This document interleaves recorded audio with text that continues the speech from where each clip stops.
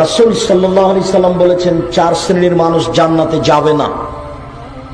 এক, আকুন, বাপ মাকে মানে না যে, যারা বাপ মাকে মানে না তারা জান্নাতে যাবে না। দুই, কাম্মার, জুয়া খেলে যে, যারা জুয়া খেলে তারা জান্নাতে যাবে না। তিন, মান্নান, খোটা দেয় যে, যারা খোটা দেয় তারা জান্নাতে যাবে না।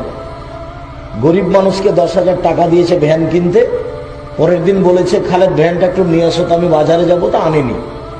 পরের দিন দেখা হইতে বলছে যে কালকে 10,000 টাকা দিলাম, তুমি আজকেই ভুলে গেলে।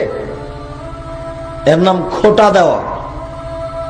খোটা দেয় যে জান্নাতে যাবে না সে। তিন, মধুমেনন খামা, নিয়মিত বিড়ি, তামাক, জর্দা, সিগারেট, গুল, নেশাদার দ্রব্য খায়, পান করে যে, সে জান্নাতে যাবে না।